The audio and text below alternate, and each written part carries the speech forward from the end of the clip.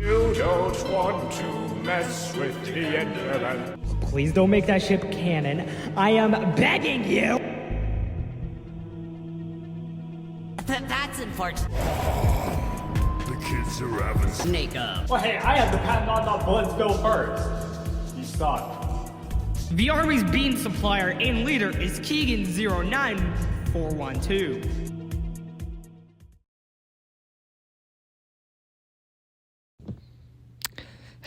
Let's get into the parody.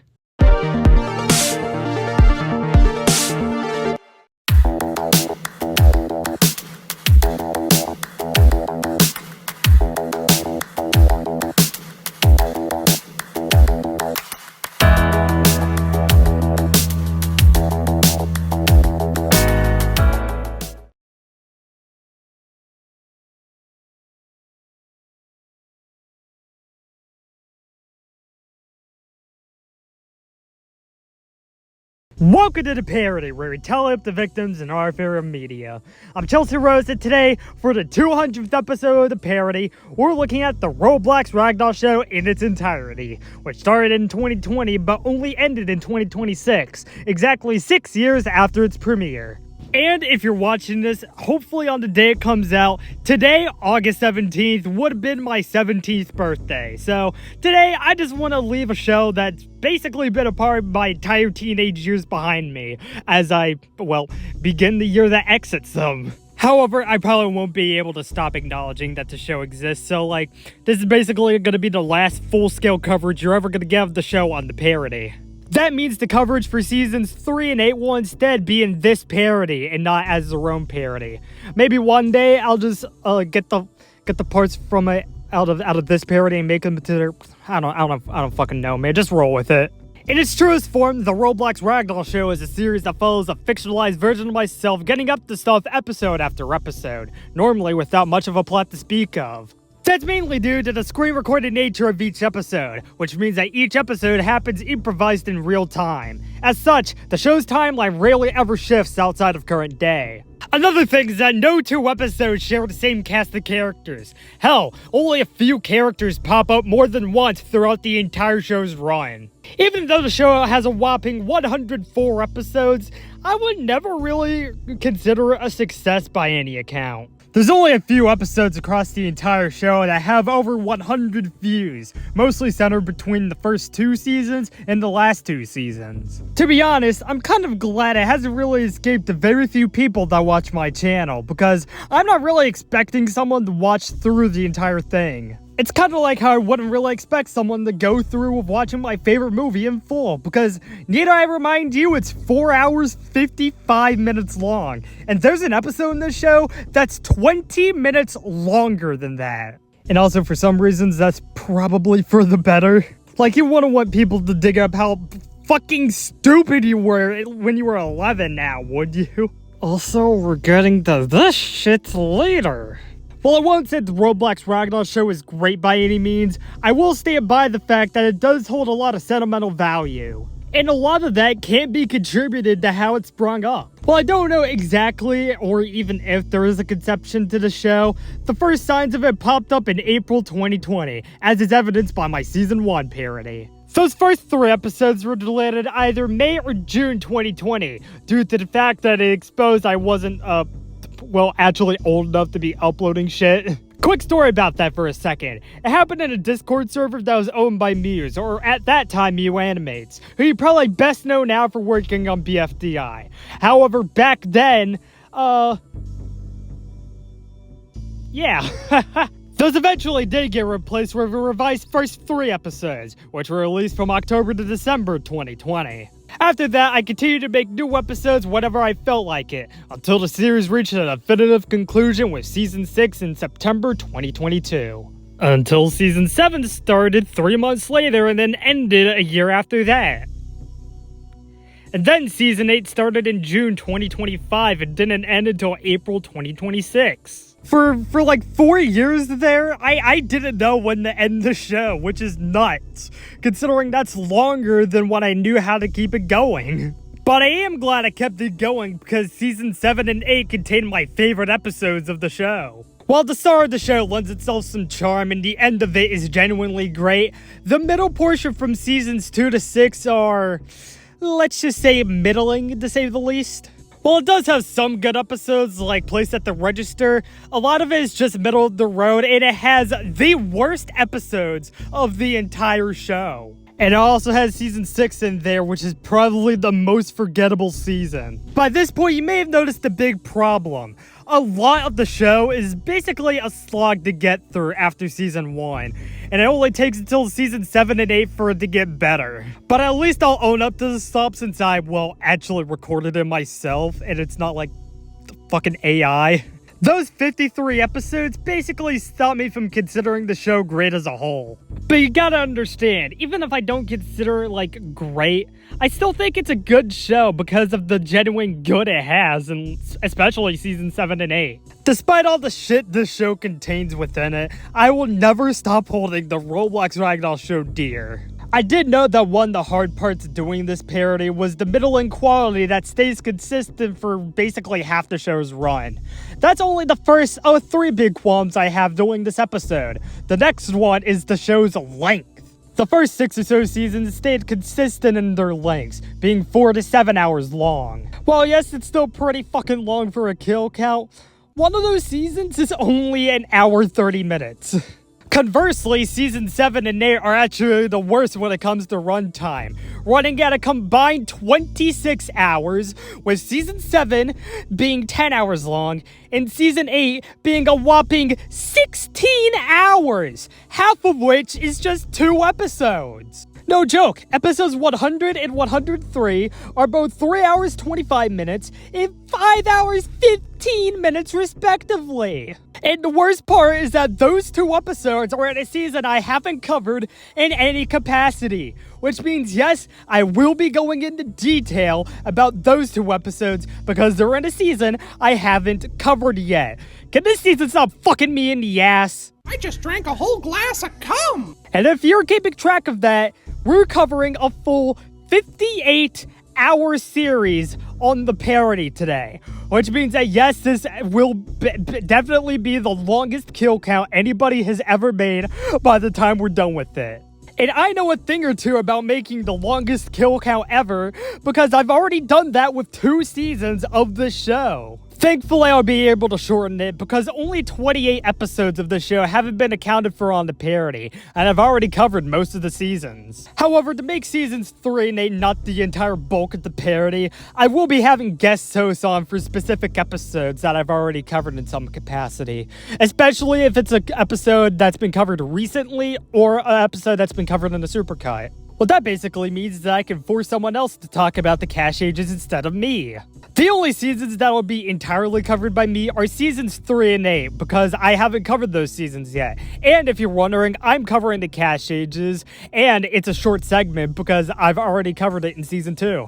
Just go to that parody if you want to see me lose my shit over a fucking Roblox screen recording. Isn't the joke so funny? However, there is one last caveat I have to bring up before we finally get into the show. And that's the motherfucking kills. While accounting towards the start of the series is actually quite quaint, by the time season 3 rolls around, it hits these things episode after episode with very little in between that have 0 kills. You think you're safe in season 2? Wrong. The cash ages. What about season 3, you may ask, heads in a jar? Don't get me started on the last 3 seasons because they were basically dead on arrival. And while that does seem like a counting nightmare if I was only counting all the kills that happened for this parody, I've actually already counted every single kill that happens in the show beforehand.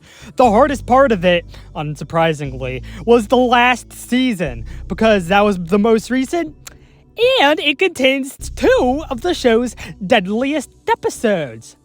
Take a wild guess at what those are. However, we've already dealt with a tornado in this show, so it can't get much worse than fuck me, I guess. Don't be fooled by the quaint scare we got ourselves started with here, because it's a long, long road ahead of us with a bunch of graphic overload. Let's just hope my phone doesn't explode after I make this video. With all that being said, How many kills will 60 hours, 6 years of my life, and over 100 episodes provide us? Let's find out and finally get to the kills. The series begins with an intro I've already said is god-awful so many times. The intro after that was only used for this inaugural episode, which should be pretty damn obvious. That intro provides the first kill of thousands as Chelsea drives into a lava pool. God, I'm gonna miss these single and double digits later on.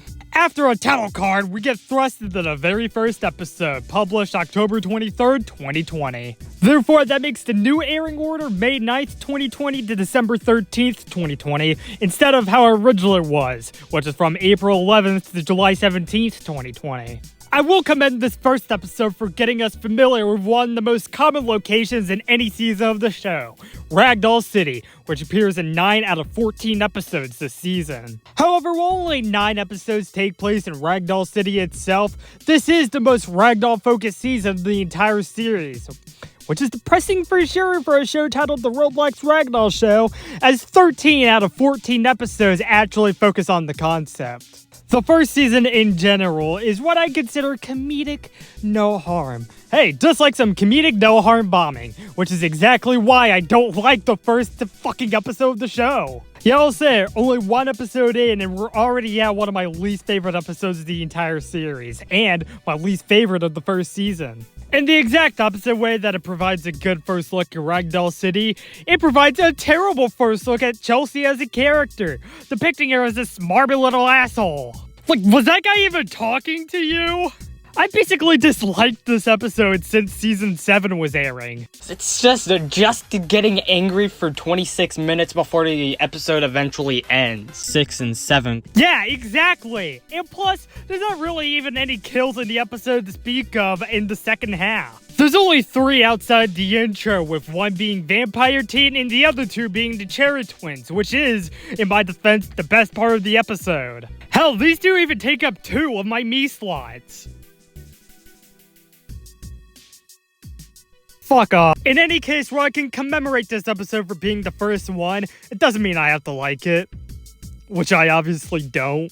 Episode 2 shares the same shitty intro, but that's where the similarities end. Oh, and I fucking forgot the same season 1 intro.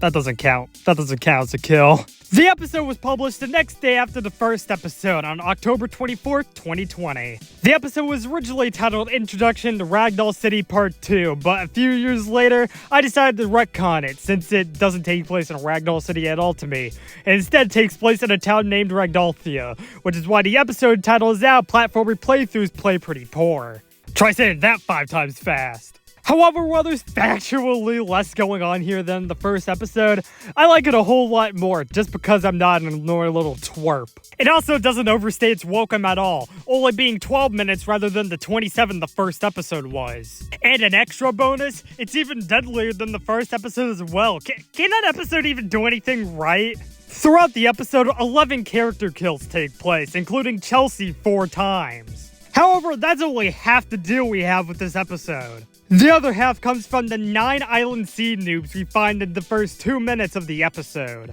One's a bit far off, but we find them eventually. And that's it for the first 2.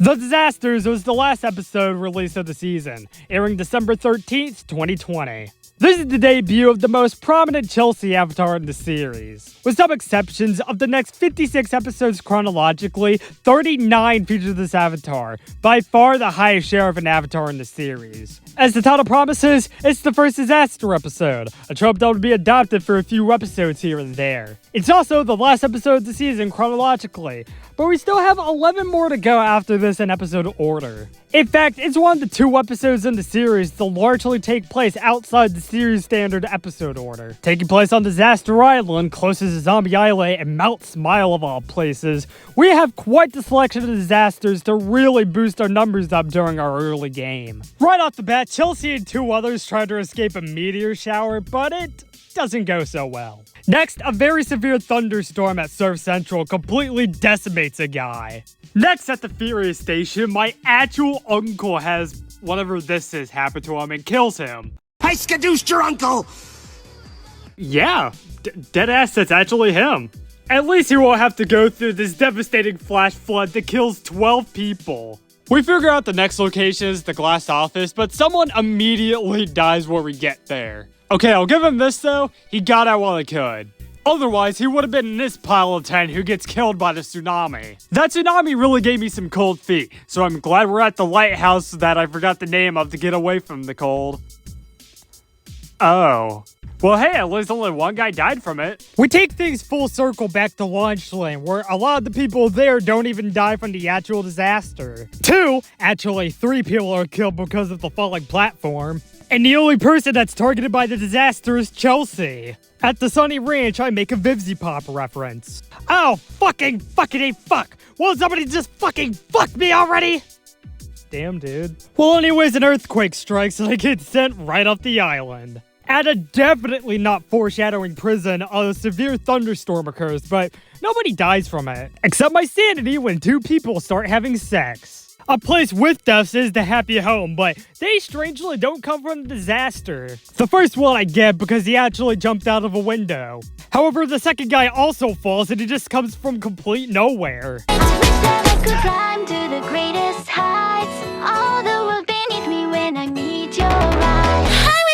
Drank a whole glass of cum. To get away from all that turmoil, we're gonna have a party at the Party Palace. A party that adds an additional 7 to our count, including this guy that gets completely annihilated. Finally, we arrive back at the prison to see this very buff man. And also accidentally walk off the island for the episode's final kill. However, before we move on, 2 people jump off the watchtower throughout the episode, so I'll add them to the count. Now our shift forwards in time has ended, so now we can go back in time to May 2020 to Season 1, Episode 4. Yep, that's early 2020, alright. Like, that's the old Roblox UI up there that you're only gonna see for another episode, as it was dropped around June 2020. Last episode was the deadliest episode this season, and now we're at my favorite episode this season, even though I said the episode after this was my favorite in the original Season 1 parody. Why is that?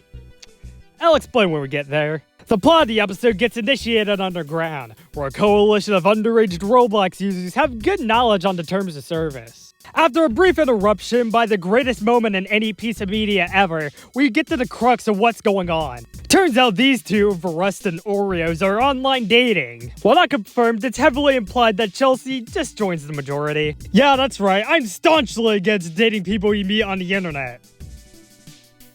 Just don't ask what this is and you're good. To get more progress on that, we have to go through the first ever intro for the series, and yikes! The general structure of it is fine, I just wish it wasn't dragged out so much by the long-ass bar segment, but like, that's one of the only few problems I have with this episode. And at least it leads to the first ever title card! Shit's getting wild next to the anti-gravity chamber, and that's mainly due to the Dater feud. Cause like, oh, they're both turns. Then they start saying each other's ages, and it's around here where I made the first ever cut to the Roblox Ragdoll show. I stopped screen recording for a little bit to say that I was 10 years old. Looking back at 17, good judgment. Your facts aren't straight. They're gay. It continues like that for a little bit before they go back up to sea level and then a chase begins. And while they pursue them, it's scored by the fucking coffin dance music. After some time, they disappear, which leads me to believe that they jumped off the boundaries of the city, which means I'll add them to the count alongside Chelsea. Nope, we're not doing that yet. We gotta count this guy. Alright, we're good now? Huh? Yeah? Alright, let's continue to count. See who does the exact same thing. Apparently, those kills being counted were a cue for the daters to leave, as they're nowhere to be seen for the last quarter of the episode. However, I'm completely fine with that because it was kind of a stressful situation, and hey, at least they get a bit of levity after it. Now I want to peruse what happened to the online daters after the episode released. They broke up. Interestingly, episode 5 begins with an intro that was used for the initial run of 3 episodes, thus making it its only surviving element. That doesn't at all reflect the plot of the episode, which focuses on a very disjointed army. It has a varied selection of characters including Pepsi Man, Penis, a Conehead, a dedicated swordsman, and, say it with me now, The Army's bean supplier and leader is Keegan09412. What do they do in this army? Well, not much of anything except crack into a can of beans. They do welcome new recruits, as a show with Nate Clock, who's noticed how formidable Penis is. To make sure he's fit for the army, they run a gauntlet of tests on him. While some things are clunky yet also funny, he passes with flying colors. Yeah, that's him right there. When it hits bean time, I take a wonderful screenshot to... Oh, wait, that's not about bean time. It's about... Oh. Okay. Yeah, that's the reason this episode isn't my favorite from the first season. I still really like it, but some of the humor just brings it down a bit. Like, some of the lines are just unnecessary. And especially with this line right here, it's a bad omen for what we're gonna see in exactly 17 episodes. But, as I already said, I'm not talking about that specific episode much in this parody.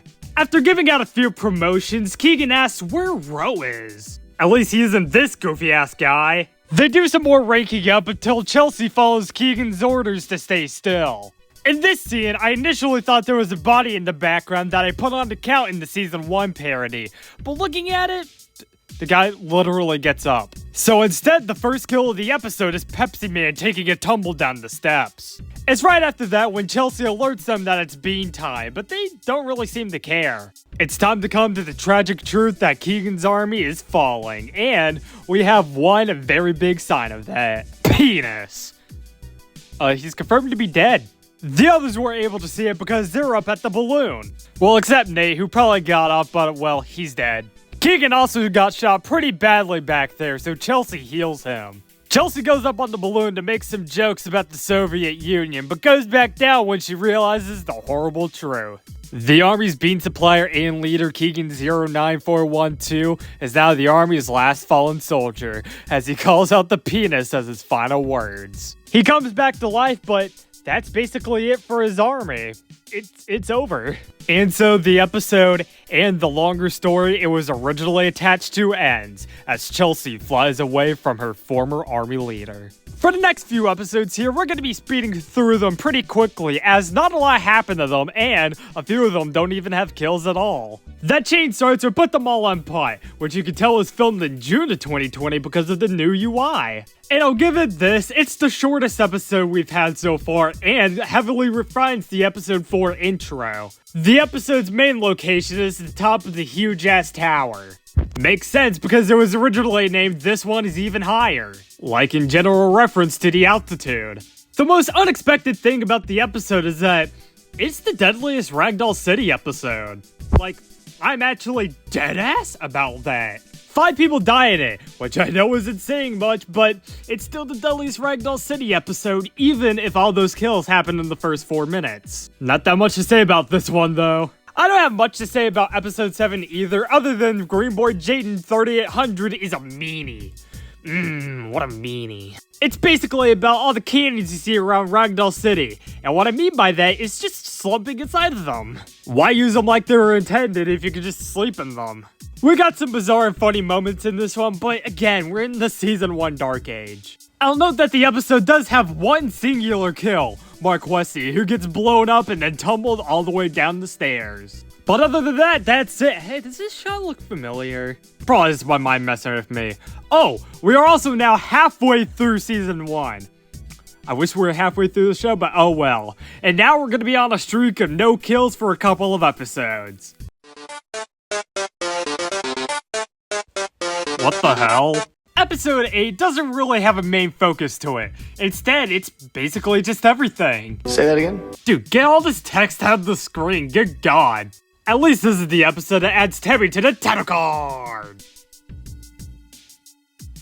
Wait, how do I actually have a photo of her? I like this guy's comment. I don't really have much else to say because nobody dies in this episode. And there's nothing else I can really back it up with.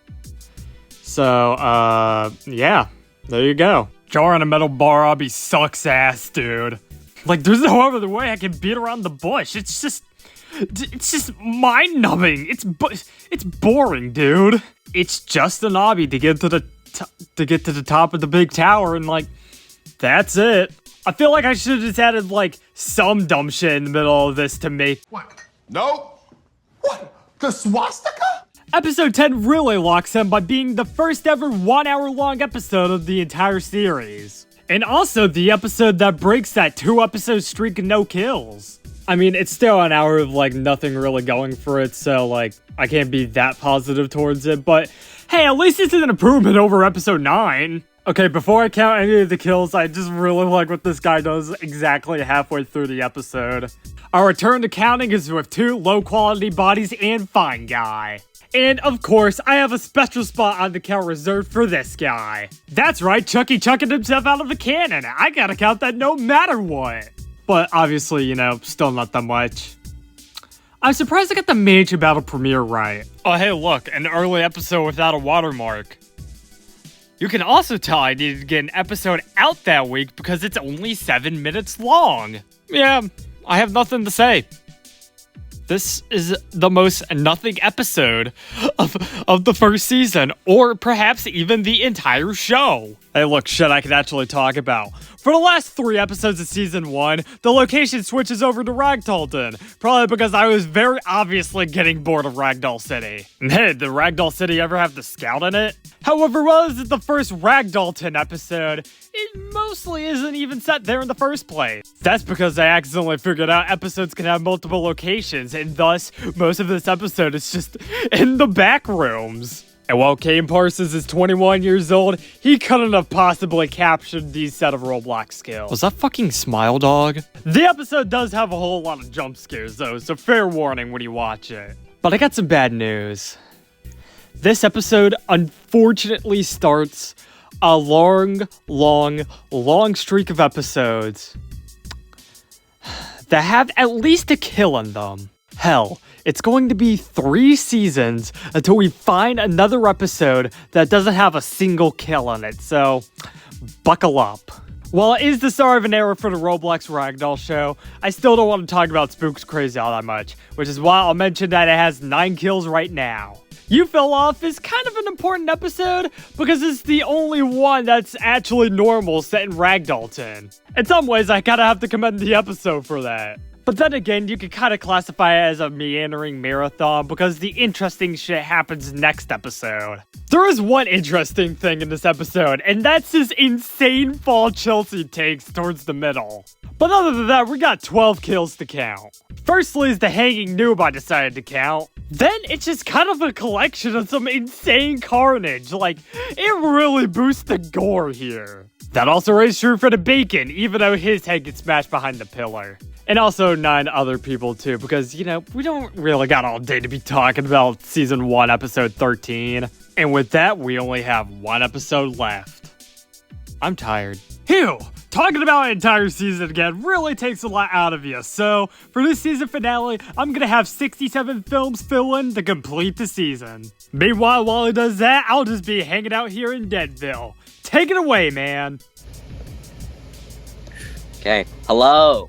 I'm an associate from 6-7 Films, Alvin Buckingham, and this is... Vanessa! Yeah, you're really W timing, man.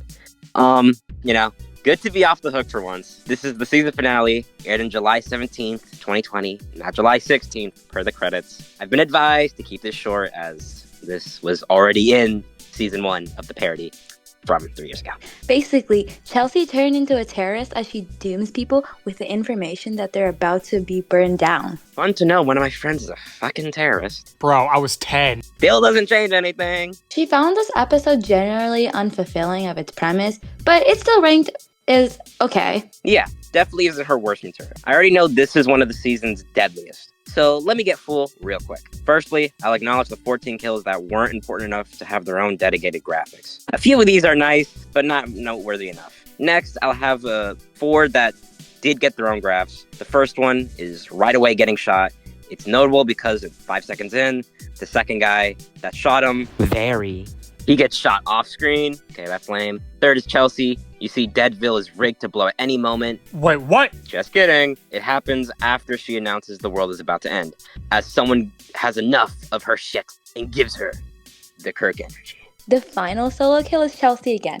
It's the best of the season, as it won the Amethyst Flamethrower in 2023. During a mostly pointless part, Chelsea speeds around the ring to see some bodies we already counted before. She takes a crack at the combat. What that results in her is getting cut straight in half. Wow, we still have one big event left. And that's the end of the world. The time strikes 0 and it looks like shit. They can't all be winners. Neither will the 23 people caught up in this. That includes Chelsea and the 22 how do you say this? How do you say this, Vanessa? Very Verifiable. Oh, residents of Ragdollton. Where's Lincoln when you need him? Anyways, my duties are done. In the meantime, I'm gonna make Roblox at Best 6 along with like the fucking 20 million other projects I gotta do. And where's my Feed Me Billy kill count? Oh, okay. Yeah, I'll be doing that while Chelsea's making season 2. Bye. You're welcome. Is someone going to tell him the Feed Me Billy kill count comes out October 26th? No? Okay. I thought we left this behind last season. Why is it back? Hey, at least the season 2 intro is filled with marbles and booty-filled title cards! As the episode's title should make pretty obvious, this is an episode entirely about trains, with zero Ragdoll to speak of. A trait that'll pretty much remain for the rest of the series. I think it's funny how the Ragdoll in the Roblox Ragdoll show really only sticks with the first season. This season premiere is pretty mid, but I prefer it to the first season's premiere because, I'm not being annoying throughout. At least it picks up from where we left off by having a lot of kills. The episode is pretty much split down the middle, so the first half has 16 kills accompanying it and whatever this is. The second half starts off with Cleveland Brown and a whopping 2 sets of train tracks. It's pretty much the same as the first half, except this time you can stop the train. Still doesn't stop you from getting killed though, especially if you're on a bus. Also, I changed my mind for the season 2 parody. This is the best set of kills in the season. I'm aware we're picking early here, but it's the truth. Another truth is that the second half of this episode features 15 kills. Your mama's so fat. When Shrek saw her, she waited for a train? We were supposed to have another guest host here, but he dropped out, so I'm doing this. We're gonna have to wait 4 seasons for another guest host. Whoops. And the shit is gone. Wait, okay, this one gets to 14, but not any of the episodes that are gonna come out after this? Okay. Looking at the screen, it should be obvious that this is the first ever prison episode of the series, which are usually characterized by their really high kill counts. Yeah, prison episodes, my favorite. Whoa. And also stupid shit like this happening where a hacker kills Chelsea and 3 other people. Yeah, a few minutes after that happens, she just straight up switches where she is. Season 2 has 2 prison episodes, which I guess makes it a holdover from what this season originally was. In the credits to the Season 1 finale, you can see a teaser to a Season 2 called The Roblox Prison Show, which would have came out a few days after that season concluded. However, that idea, at least in its form at that time, never materialized, so I postponed it until Season 4. Yeah, I'm really happy with all the prison episodes before Rec Room became a thing. Granted, the Rec Room prison episodes aren't really all that good either. The rest of the episode, after all the Chris Jackson stuff, has 65 kills, so we can leave it at that. At this point, it's time to exit 2020 for the series and get into all of the 2021 episodes. In fact, if you averaged out the 39 weeks in 2021 when I was uploading episodes, I was uploading just over an episode a week on average. Hey, at least I'd rather see 4 at the start of my episode than that shitty goddamn intro we had for a little bit. Oh wow, opening credits, so it's like an actual show now, nice. Rocket Launching Ragdolls is the first ever 2021 episode of the Roblox Ragdoll show, and the first of 3 episodes to come out on January 1st, 2021. However, all the smart shit on screen was filmed on December 31st, 2020, making this the only episode of the show to be filmed over 2 years. This is a pretty memorable episode for me, as it features one of the few people in the entire meme server that didn't call me all sorts of slurs, and it's basically just Mythbusters in Roblox. The main question of the episode is, if a rocket launcher can kill you without PvP, can it kill people that have PvP on? And honestly, I'm all for that. It's a really cool way to implement the game's actual mechanics while fitting it into an episodic format. And also, bonus points, it's the only episode of the season that manages to outdo the number of kills with its runtime. Firstly, I'll include 17 kills that just kinda make it into their own graphics.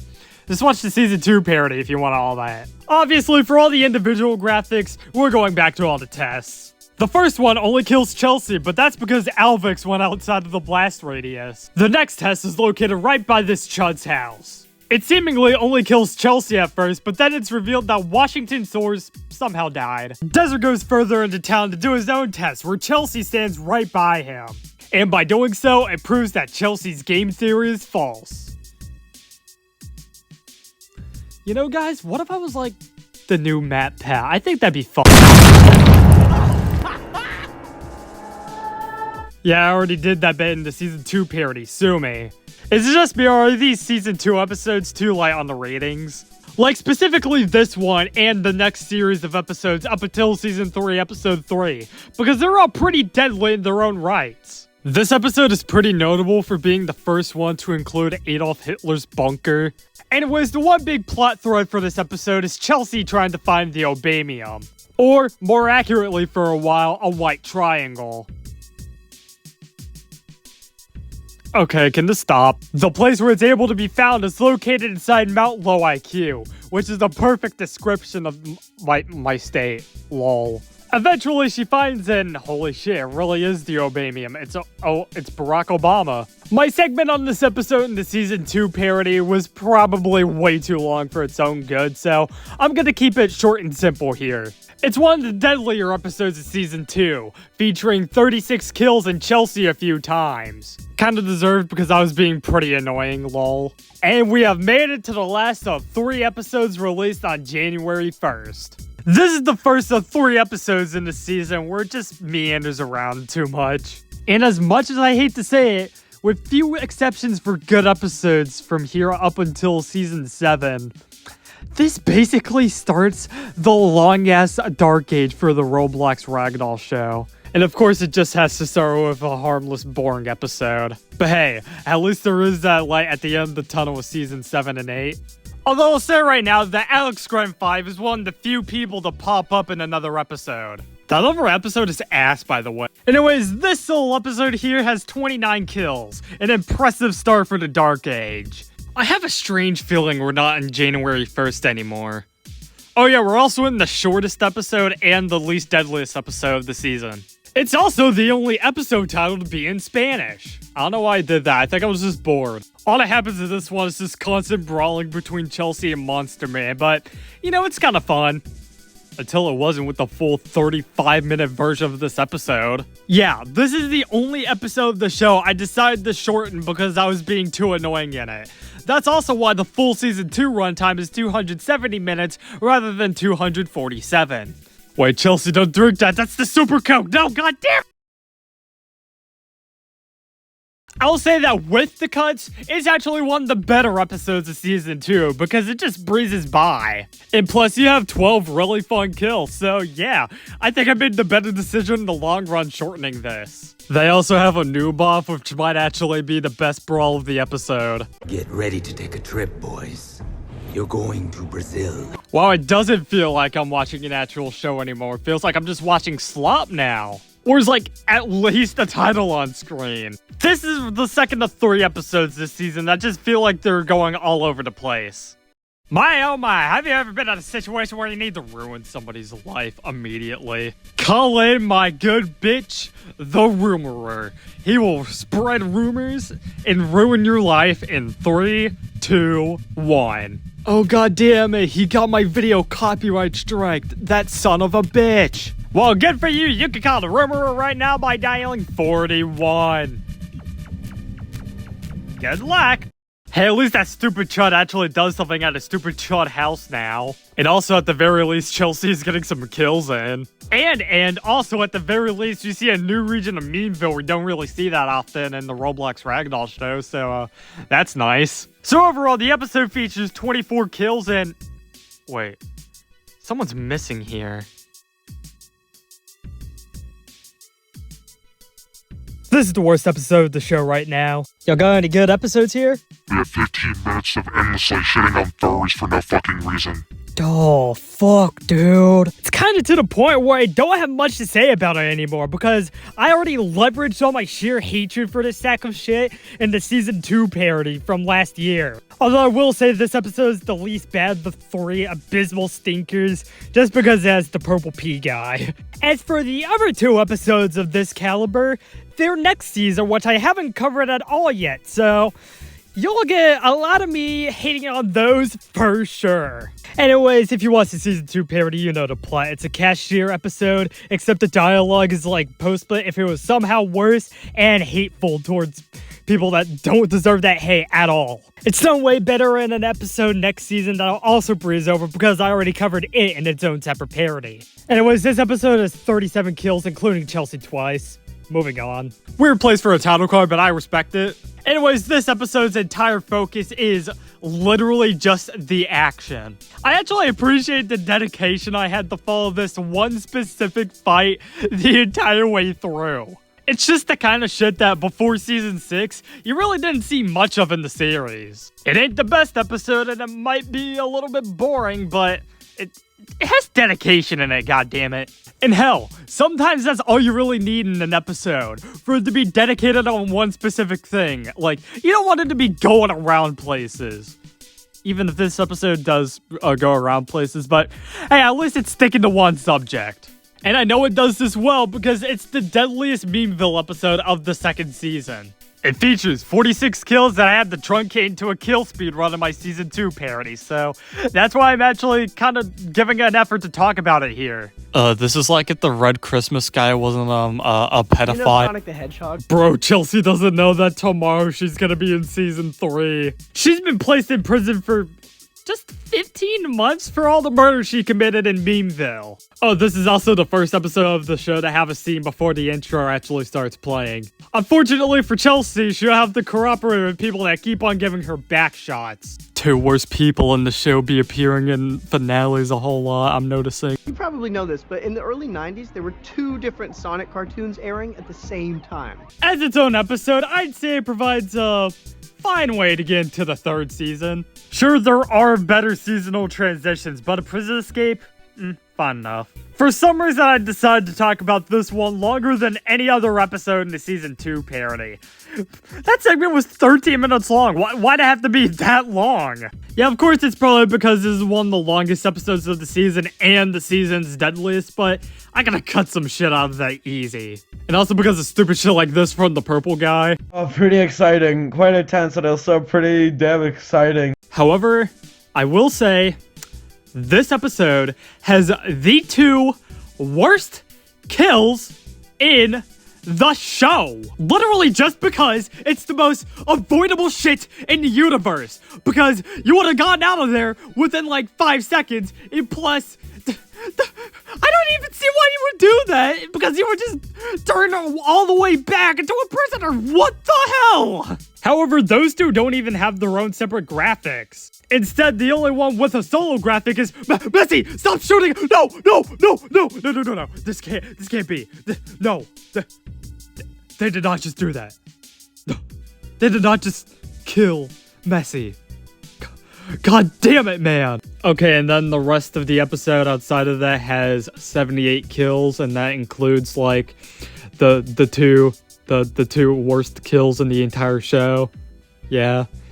There you go. After all that happens, she escapes from prison in like the last 3 minutes of the season. So now it's on to season 3. Going into season 3, we're going to be seeing a lot more episodes I haven't covered in the past. Mostly because season 3, alongside 8, is one of the few seasons I haven't covered in basically any capacity. The intro for season 3 is basically a carbon copy of the intro for BFB. Same music, same score, and everything. However, for the most part, the first 2 episodes this season, which comprise the first 50 minutes, are basically just standard Untitled Meme Game Memeville episodes, which means they're just fucking around. That means that right now, I can tell you that Season 3 basically came out the night after I finished Season 2, so there wasn't really a lot of time to plan out exactly what I wanted to do Season 3. That's why I group it in with season 7 and 8 as a variety season, which basically means that the season takes place over multiple games and such.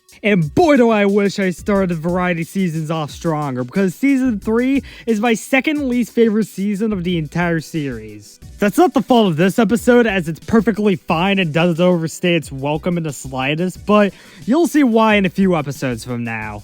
During the 15-minute course of the season premiere, I could count up 37 kills, 32 standard meme villains, and 5 Chelsea deaths that happened throughout.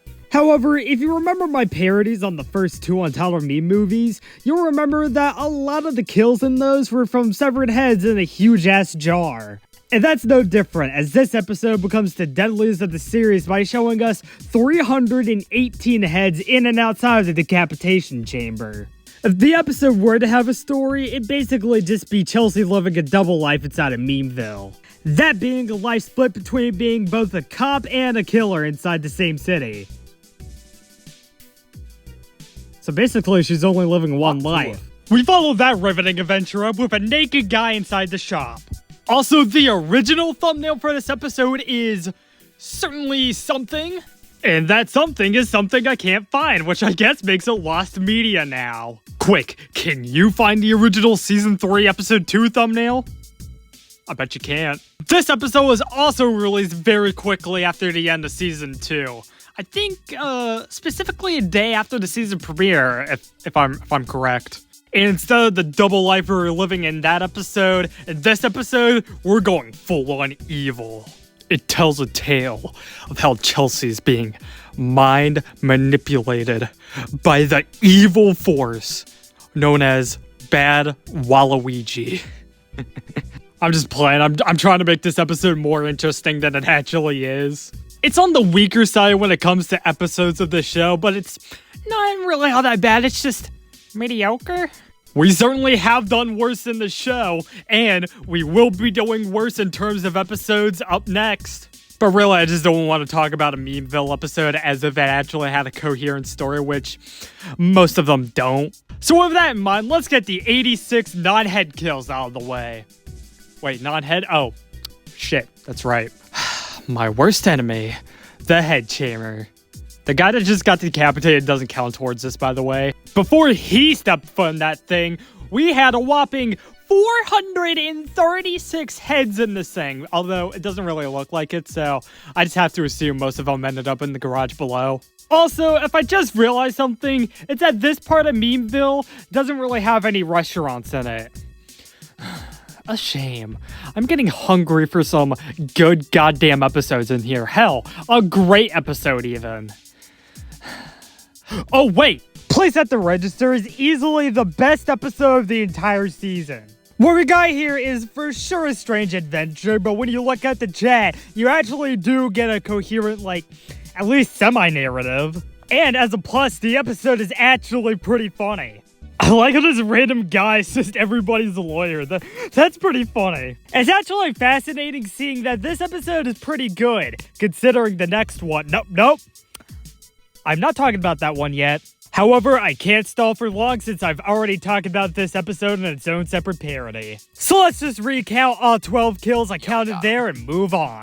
This episode, titled The Attempted Defeat, is the first two-parter in the show's history, out of 4 total. The episode was made during a surprise winter break in February 2021. So basically what had happened is that we just got snowed in. Immediately upon entering Dan's weaponry, a man gets his head shot off by a guest.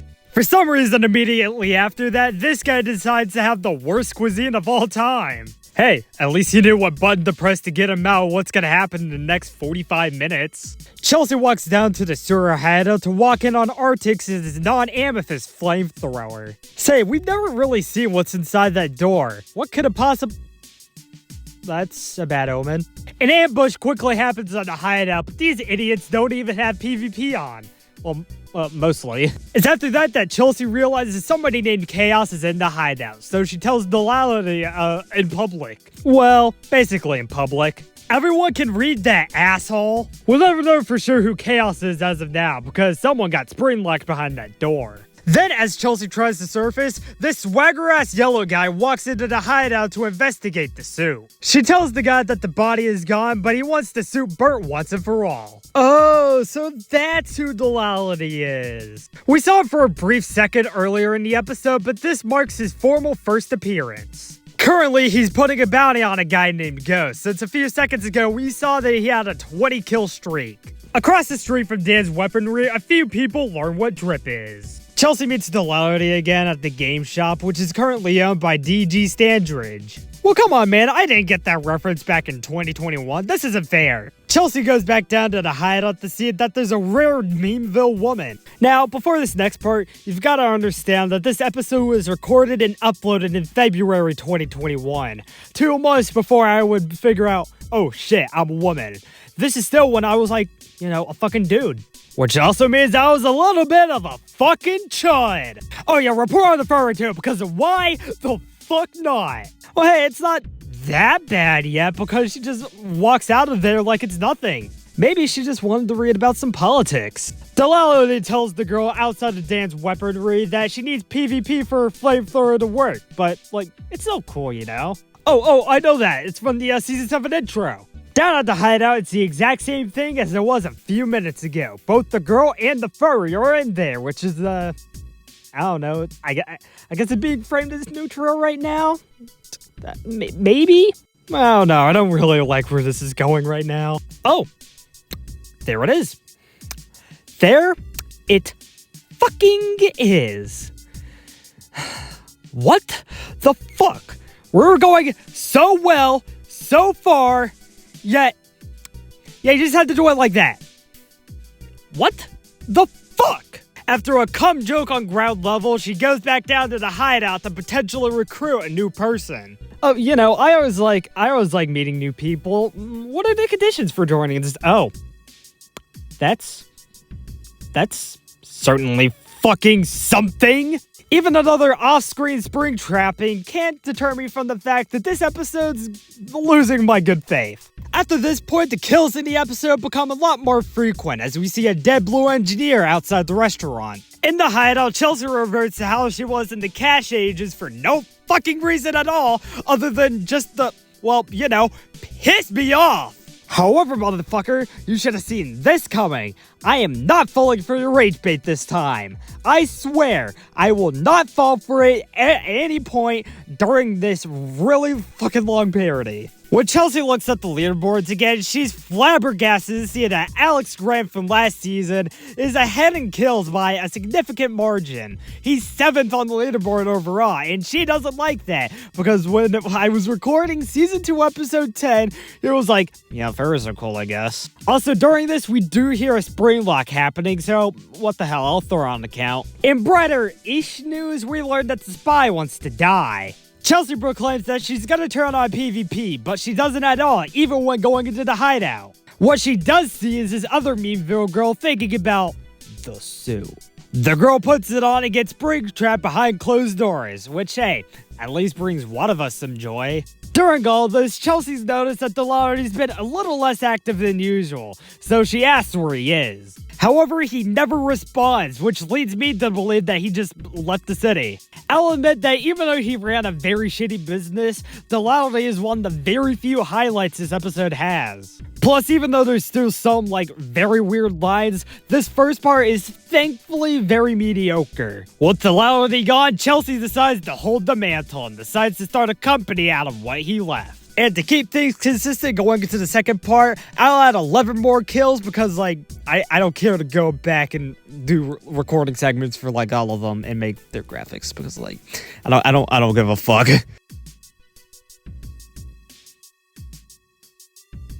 Part 2 starts off on a promising note with this epic-ass car slide that seems to be going on for miles.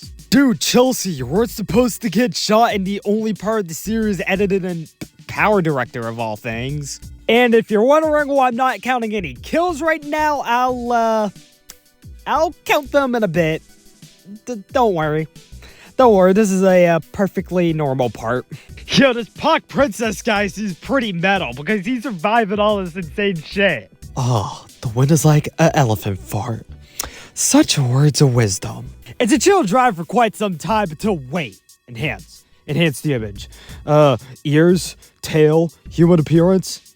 That's a furry. That's a furry around Chelsea. What? Fucking no. Chelsea reinforces the episode's theme of furry hate for some fucking reason before Pock Princess decides to be a Chad. Okay, going back to Cash Ages, the lines in that episode were bad. It surely can't get anywhere. Wait, what the fuck? What the fuck do you mean? Where's the hunting rifle? That's literally just a full-on threat. Also, how you're able to sniff out Gotcha Life from a mile away? At least the good thing is that this line will later be retconned in like 75 episodes. After a bit, Chelsea stops the hate for like a while. Okay, let me just rant for a second. I was liking where this episode was going, even with the weird lines, because the loudly stuff is like, that could actually work in an episode that isn't revolved around like what this is revolved around. And hell, even in the part 2, while it was still mediocre, sure, I could still get on board with it and like not rank it in the bottom 2 episodes of the entire series if it wasn't for the fucking hunting rifle line. I know it sounds ridiculous, but like that one line sinks the entire goddamn episode for me. Because even with the stuff in the Cash Ages, that just pushes it to an entirely new level that like I am so surprised I managed to get back from like months later, because like what the fuck, like generally what the actual fuck was I thinking when I typed that in February 2021? Jesus Christ, this is the worst episode we've covered so far, and that surpasses the Cash Ages just based on that one line alone. Well, Sai, I guess the rage bait worked. And I guess part 2 and the episode end still being fucking boring. So now on this black screen that goes for 1 minute and 20 seconds, I'll count the 67 kills that happened in part 2, because that genuinely might be the best thing to come out of this part. While we're out of the irredeemable shit for a little bit, this episode is only memorable to me just because of its whack-ass title card.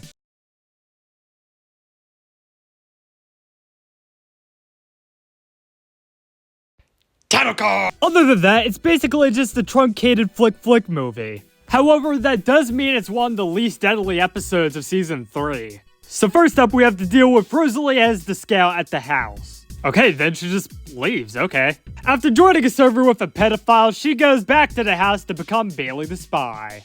One was dark and dramatic, the other was a hilarious comedy about chili dogs. Wait, damn, this is 2021, you already got that reference down? Nice. Also, there's discussions about canonical facts in this episode, and that's more so an issue with Flick 2 than it is with this episode. However, at least here, I just present them as facts about the game in general. However, I guess nobody wants to hear that shit, since Bailey is killed by the assassin. It's later revealed that she was decapitated and that her body was placed on the edge of the bed. After she leaves, a trip to the woods turns into proceeding to survive her. Me after I got done with the Kill Count Game Season 3 premiere. Hell, she even meets the goddess of love. However, that doesn't stop her from being murdered. We never get to see who it is or how it happens, but it happens. After that death, she goes to the sewers to turn to Elizabeth the Spy.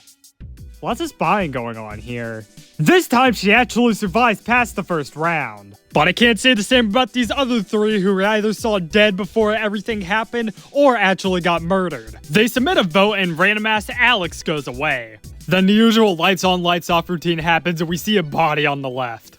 It's the body of the viewer who got thrown aside and added to the count. What's left of the committee is an all-girls team and they decide to throw Rosalie out into the sewers. Then when the lights turn off, Kimberly says this shit. Turns out she's actually 100% correct, but she didn't expect for it to be for the both of them. It results in a win for the evil side, which means we can transition to a less murder mystery next episode. Episode 6 takes us over to one of Roblox's most popular games. Therefore, I guess I just put this insanely large thing into my universe for no goddamn reason. The entire point of this one is that she just wants to break into shit. I don't like the sound of that message. And the same guy played Sonic in both shows. However, just because we're in an extremely popular setting doesn't mean we're exactly free from death. This is proven when she walks into a burning home and the firefighter dies watching cat videos. She drives off after seeing the guy's body and back to her hideout. Oh great, now she keeps on proving that she's a terrorist even after the season 1 finale. Then 2 kids on horseback come up to her house while she's trying to drive off for more crimes. And then she just murders a child, okay. Immediately after taking a left, she sees a bus tipped on its side. Since we only see a driver, I'm only counting him. Thanks, Hummer guy. The surviving little kid robs Chelsea's house while she's about to rob the bank. I mean, she blows up the safe in the bank, but this dipshit immediately steals all her money. And because she's really impatient, I guess she'll have to go rob somebody's house. First directive before we leave, make sure your house is actually locked. Second directive, which happens after we leave, count this person that gets caught up in this car crash. Although, since we see the woman on the street moving, I'll just say it was the guy in the ambulance. Also, oh shoot, I guess she actually does rob the bank after all. Now I guess it's time to raid people's homes? You are correct, because we're about to spend the second half doing exactly that. That is, until she finds a way to actually hop someone's fence. And even then, it's no use because the person's house is locked. Hell, even the slide doesn't do anything. However, she uses that house's fence to get onto the neighbor's property, but even then, their door is also locked. That is until someone exits the house, which she immediately makes her way in. However, before she can actually do anything, the homeowner Max bans her from his house, which is basically just killing someone. Wait, what do you mean no reason? You were trying to rob that guy's house. However, I have some great news.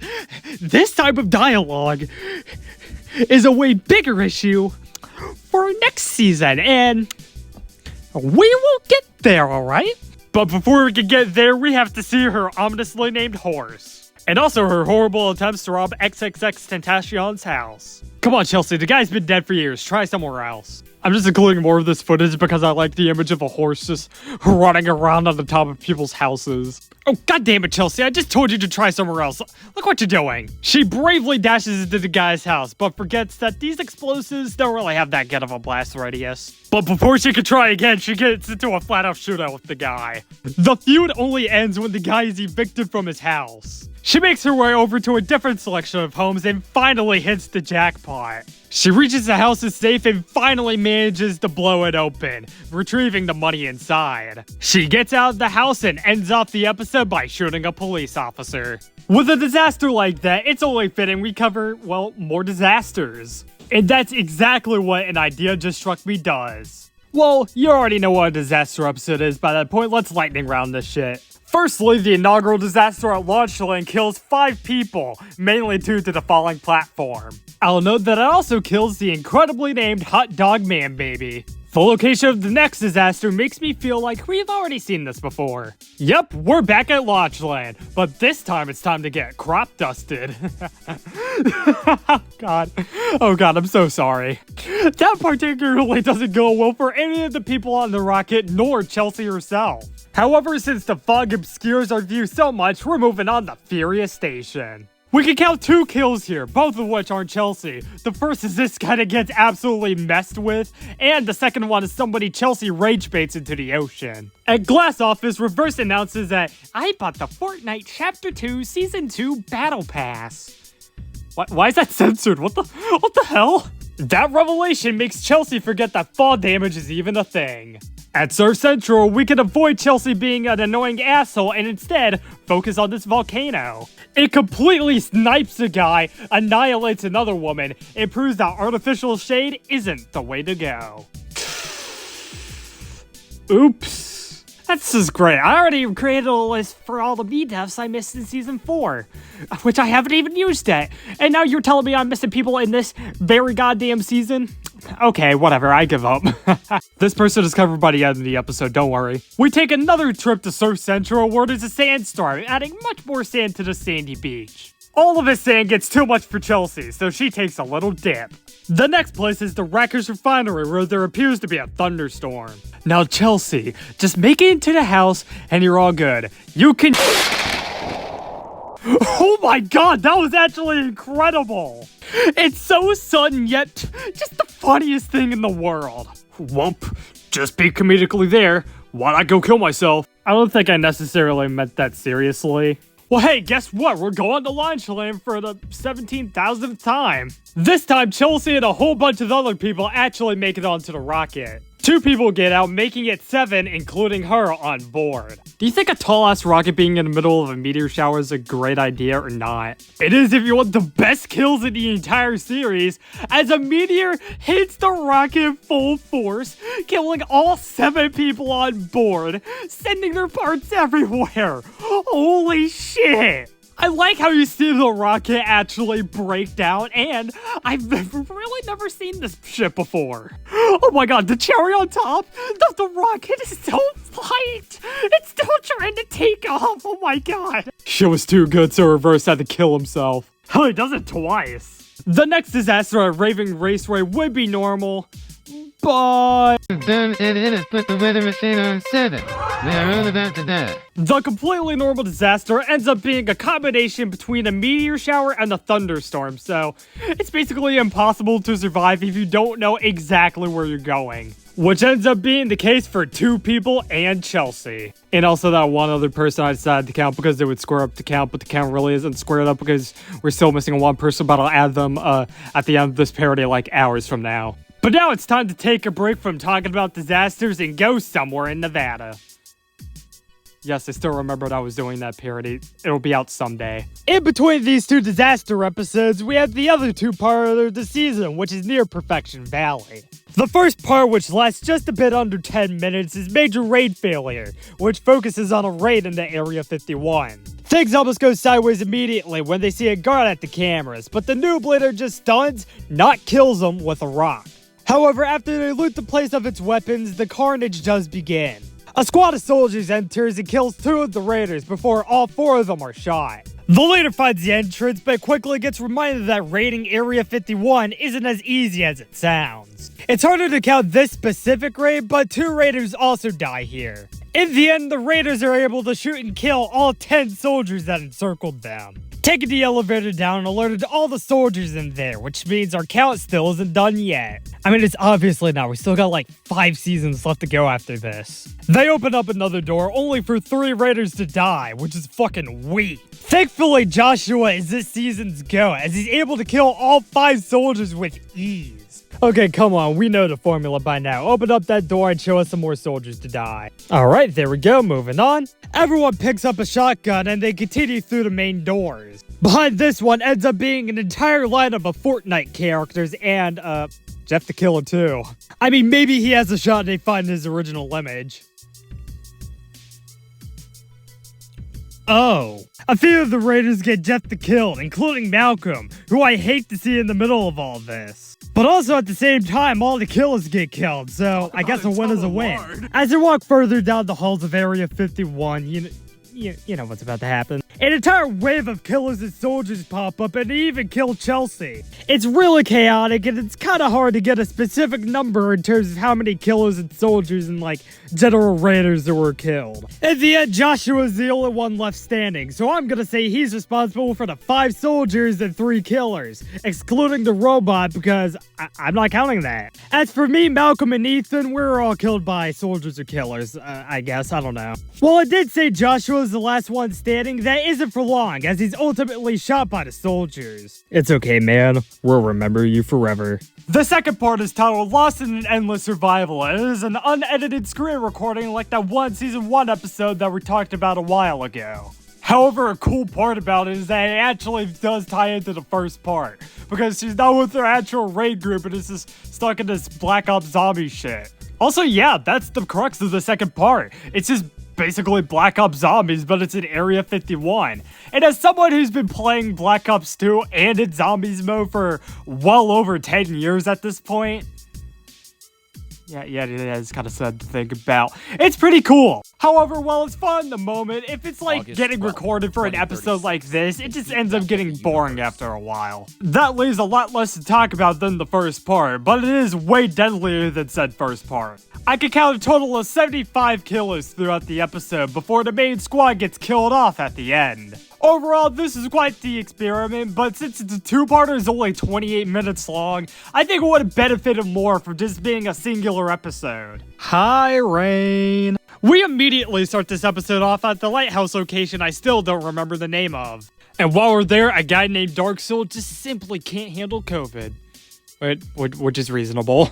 Nobody else dies there, so we immediately move on to Sunny Ranch. While we're there, a sandstorm causes me to have a nasty tumble. And then after that, Chelsea, just fall. Yeah, you know what? I'm so fucking tired! Thank you, Quaver. I'm just tired of talking about these goddamn boring-ass meandering episodes. So, let's get the two that are actually interesting for some reason or another. Just put up how many other people died in this episode here, and like, we're good. That includes Chelsea's fall off the watchtower, by the way. We're finally at the end of the shitter trilogy that started with the Cash Ages. So, remember how I said with both those episodes that they were the worst episode in the series at that point?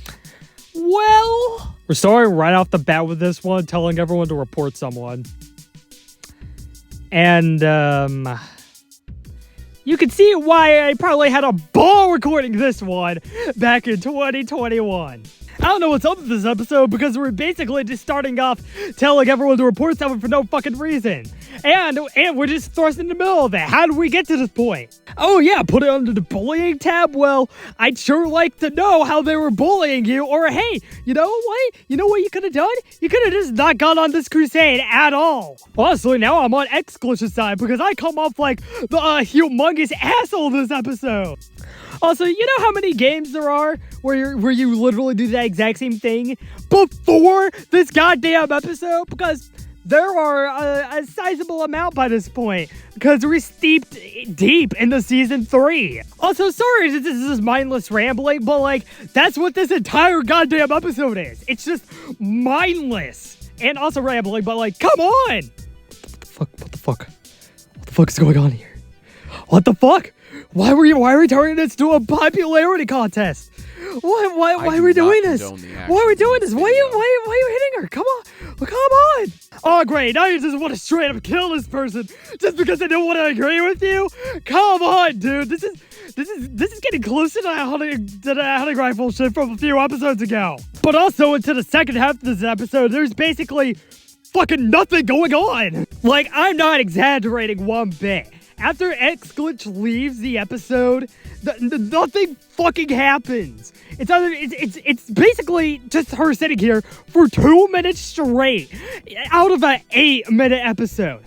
That's a fourth where she's just doing fucking nothing. What probably saves it from being the worst piece of media I've probably ever seen is that she's not really saying anything about all the furry shit going on this episode, which I guess is refreshing, but like, if it's an episode like this, I don't see any way that could make up for all this bullshit. Hell, I'm willing to bet that, like, if there was ever a longer version of this episode, that'd probably be what she's doing, just ragging on all this shit. Also, I don't care that the episode was originally promoted in its title for a very long time as having drama, because at least in drama, there'd be two sides to argue with, but no, there's only the one side. I don't know, I don't get why I want to root for myself in this episode. Honestly, the embarrassment comment is right.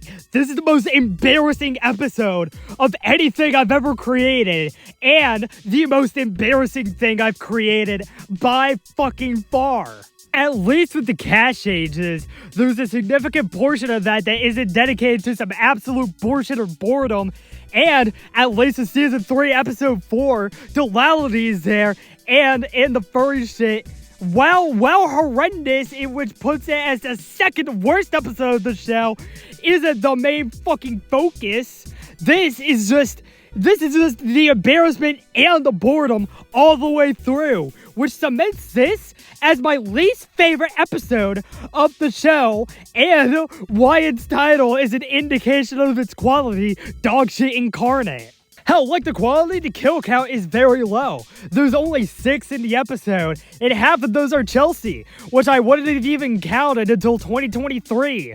So, dude, I could just forget entirely about this episode as we move on to the next one, which is infinitely more memorable. Hell, the way this episode starts sets it apart way more than any other episode we've had in the series up to this point. So boom! Suck on that, dog shit incarnate! Anyways, the footage begins with the guy finding tornado footage from April of 1999. Even though, let me just get a closer look at that VHS tape. Yeah, that says it's from 1991. What the hell? Are those kill graphics for my dignity? Come on, I was 11, let it go. The guy uses editing software stock footage to get into the tape and the episode at large. Hey, at least the Tentacar could still fit in the square. While the tape's from 1999, he still uses the 2021 Chelsea avatar, meaning like, it's kind of just an excuse to set this to like 27 years ago. I'll be honest, even though I said it was much more memorable than the last episode, pretty much nothing happens for a lot of it. But we will get to that memorable part towards the end. The main part of the footage finally kicks in about 15 minutes through the episode when the tornado finally strikes down. After a while of watching it, Chelsea realizes that her driver is going right into the tornado. And sure enough, the vehicle's flying through the air. It causes Chelsea to walk into the tornado too much and kills her in pitch black. However, wait a minute. I'm being told from my sources that there's actually a death before this. It's in the form of a child whose head she bites into. I mean, this is 2021 me humor. What else do you expect? Hey, at least I take this over the quote-unquote humor in some episodes. Okay, now that we've counted that child, we can get back to what we were going to count in the first place. Me, after I didn't break a spotlight out to see what I was dealing with. Even though in this universe, I probably have a fear of spotlights. They told me to fear the spotlight after all. Please laugh. She heads back down to the basement because she does not want to run to that tornado again. It's also down there where she confirms that the tornado killed 16 people. Since we already counted her, I'll be adding 15 kills to the count. Pretty much after that, the tornado ends, and so does the footage. The guy watching is obviously scared, so he runs to the police station with the tape. For some reason, the cop up there doesn't believe him, and instead of stopping right there, he instead pulls out a shotgun and shoots the tape watcher's head off. Listen, cop, you know you have a witness back there, right? Well, I guess this teammate witness does have some relevance because 25 minutes later, he and the chief are done watching the tape. Turns out the witness is on the side of the tape watcher. A little too on the side of the tape watcher as he stabs the police chief in the stomach. Wait, why did you just make things right and killed him when he shot that guy's head off? However, he reveals that he, Sticky Boneless, is panned, so he goes all ways, and I'm guessing that was just for his own personal— Wait a minute. Also, if you're wondering what that just was, Sticky Boneless? You mean the main villain of both incarnations of Mansion Battle that survive through this very day? Yep, that's right. This is where he gets his first canonical appearance. Of course, he'd be one of the only characters out of the first 5 seasons of the show that would gain an actual voice. He gets that voice in episode 3 of Mansion Battle, where he's voiced by Cool Sid Pride, which I still think is one of the coolest things that's ever happened to that show. As for this episode, the pansexual thing would later be scrapped because I honestly don't know why. Like, I don't know, it just kind of feels funny for Sticky Boneless to be LGBT, you know? At long last, we finally made it to the Season 3 finale. Note the parody would not have been this short if I covered it as its own separate thing. It just so happened to be 40 minutes because I'm trying to squeeze this all into an even larger video. However, this season finale does mark Chelsea's return to Memeville after that god-awful episode we had. Also, no, I'm not talking about the footage. I like that episode. I'm talking about, well, episode 4. Hill is back in 2021. I was still getting them calcium hits. Chelsea decides that she wants to start a group and promptly kills herself. Okay, there's no kill graphic on the screen because I made an entire separate graphic for all that shit. Chelsea goes back down to the bunker and discovers that Alex Grant has made it to number 5 on the kills leaderboard. And smartly, she doesn't say a single thing about it because at this point, you know, who should give a shit? Anyways, Chelsea wants to start up a group because she's discovered the Blood Moon, an event that takes place over one night that just turns on PvP for everyone, so it's basically just the Purge. Basically what it is a gang where we wait until the Blood Moon to kill and get rich. And also not read the chat, there's some misogynist shit. Whoops. Chica is a lesbian. Okay, basically what she's doing is that she's doing the duality thing from episode 4, but, you know, in a much better episode this time. An episode where I just straight up shoot my brother's head off, no big deal. Oh god, didn't even think about this when it came to my finale pattern. But I guess I didn't think of this guy when I died 11 times this episode. Who's that a number 11? Wow, I didn't even think of that. I didn't even think that I could have feasibly predicted Tung Tung Tung So. You know what the craziest part about this episode is? The Blood Moon stuff is only really a factor in the first half of it, while the other half is just standard Memeville episode shit. Thankfully, next season, the Blood Moon will return, and it's way more fleshed out there. It's also in a worse episode, but we'll get to that when we get into season 4, no big deal. Second half is basically about capturing Smurfs. Drip Smurf's probably been watching the show up to this point because I agree. I am Adolf Hitler, command of the Third Reich. Little known fact, also 2 points in my... There's also numerous background bodies along the way, so in addition to my brother and the 11 me's, I'll also be counting the 71 meme villains that die throughout the episode. The second half of this finale is definitely a bit worse than the first half of it, but it's still one of the better episodes of season 3 overall. It's actually a pretty decent episode, and I'd say so far, it's the best of the 3 finales we've had. Eventually, Chelsea switches sides and becomes one with the Smurfs. Yeah, bad omen for next season, but we'll get to that in like a minute or so, I don't know. Eventually, Chelsea gets captured and has a little feel for it, you know? Chelsea decided that being captured wasn't all that fun, so she goes to the hideout she found out about in rocket launching Ragdolls. After her Smurf adventure, she comes back to humanity to witness the DVD logo hit the corner. When the time is right, she goes up to their house to see if she could capture anything inside, but instead knocks on the door. What she finds is the season's final death, which we already counted, and a prison sentence, which actually appropriately sets up the next season. So, let me get this straight right off the bat before we get into season 4. It's an entirely prison episode season, well, almost entirely prison episode season. I'd be all up for that if this season wasn't the most consistently annoying and also worst season of the entire show. Let's delve into exactly why in the first episode. We start off with a crazy Delta Room prediction and Chelsea at a third prison we don't even know. No joke, I forgot to put this thing on the map. This guy gives Chelsea a wacky foot massage before baiting all the prisoners into the police station. He probably gets 2, including Chelsea, arrested right out the bat, and this is the goddamn blueprint. I mean, with this guy, he actually was going way too fast, so I get it, but you're gonna see shit like that throughout the rest of the entire season. She tries to tell the Discovery to Mr. Cringed over here, but I don't know if they can really do anything about it. She makes a run for it through the vents, but comes out at the worst possible place. Chelsea looks up at this guy to see sex bots. She pickpockets the guy and runs away from him for a little bit before getting promptly arrested for, well, stealing the guy's key card. And that's not the reason you were arrested at all. Huh? Oh. This is some really nice dialogue. I can't wait to sit through shit like this for the rest of the season. I can't wait to sit through this shit for another 6 hours. At least that guy was jumping abnormally high already. Hey, at least we get 2 kills here in the form of a prisoner and a cop at once. That duo gives her the opportunity to finally get the hell out of there. And I kind of had to respect the episode on this. After that, she actually does commit a few crimes. However, during a robbery, she dies from a laser.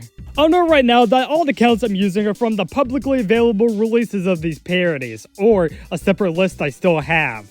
I bring that up now because in the Season 4 parody, I didn't count myself barely at all. That was before I regularly started to count myself with the Season 1 parody, so for only Season 4, you're gonna get separate graphics for just me that'll add up at the end of this parody. Except for cases where I managed to catch myself dying. After that blunder, she actually does do a successful robbery with a group of people. They get the money back to their base and the episode just ends right there. Would you look at that? A quick and simple 26-minute long adventure. I wonder how long the next episode... Oh god. Deadass just a long episode for the sake of it. How would you look at that as one of those rare pre-season 7 episodes that has a scene before the intro starts playing? Oh, by the way, she gets mugged right after that. Hey, you know, Chelsea, you know we're gonna slime you, right? You know we're gonna slime your ass, right? We're gonna kill you, you know? And sure, whatever, this counts because she reset while she was down, so like, I don't know, it would actually kill her, you know? Then she has to go somewhere else here because when she reset the one time, she died for like 5 minutes and didn't come back. Whoops. Chelsea doesn't come back. There is a point in this episode where she says balls and then winks like a minute later. This is the first post-transition episode, by the way. Oh my god. She is just saying shit just to say shit, or probably just like start shit at this point. Listen, all I'm saying is that 2021 Chelsea would have hit triple platinum on modern OSC Twitter.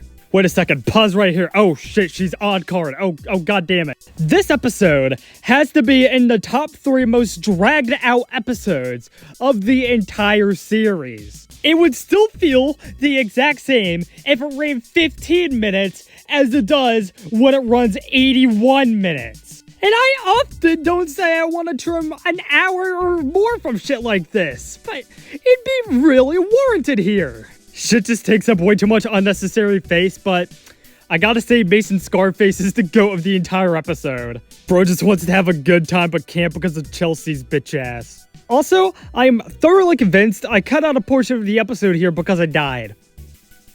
I don't know what went on there, but I'm just gonna say that I died because that seems like a thing I would do in 2021. Hey, Chelsea, what were you gonna say? Because you started typing that before they started shooting you. Oh. That was really bad. Shut up, man. Really, I don't want to spend my time on shit like this, but when it's just like a whole bunch of bullshit you have to mention in this episode, you gotta mention it somehow. It basically turns what would have been a completely fine, harmless episode if it was an hour shorter to one of the most drawn out and unnecessary of the entire series. And hell, I'd love to see those locations more in the show if I actually gave myself the opportunity to.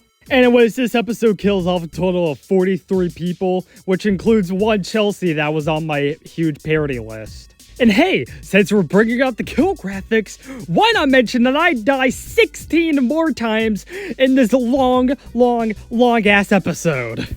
At least this pile of shit ends in the same place it began, so that's nice. Coming up next is actually our first 3-parter of the series, but instead of just being a 3-part episode, it's 3 separate episodes at once. The first part of this is only 6 minutes long, it's just entirely in the prison. She doesn't even make an attempt to start escaping in this episode at all. And exactly like the rest of the season, she starts going off on all this stupid shit. Maybe retitling this episode to say that there's nothing in it was right, because there's nothing. There's nothing to it. There's nothing. However, this episode does have Dad Police Day and TDM4 in it. But he's not Shaggy, so be quiet. There actually is this funny moment towards the end of the episode where I just told this guy I'm healing next to some vending machines. But then the guy figured out I was lying, so then he shoots me immediately after. Okay, don't you dare type anything else into that keep. And also, plus aside from me, there's 7 deaths, which does include one me, so yeah, there's 8 throughout this. The next episode continues on with faulty cell doors. You know, just a normal day in the life of someone that wants to get the hell out of prison, man. But she's gonna have to wait for the perfect opportunity. There we go, thank you, random guy. She does make it out, but quickly avoids the cops by resetting. But then quickly goes back to the prison right after that. Okay, I don't see what you're trying to do here. She gets shot at, obviously, so she drives off to the store we've only seen once. The cops follow her there, so she drives off, only to get into a nasty car crash. Pussy. Thankfully, the cop has the knowledge enough to go over there and arrest her. She's very shocked to say the least, and ruins the entire. You had a funny moment. You had a funny moment. Oh my god. Oh my god. So, let me get this straight.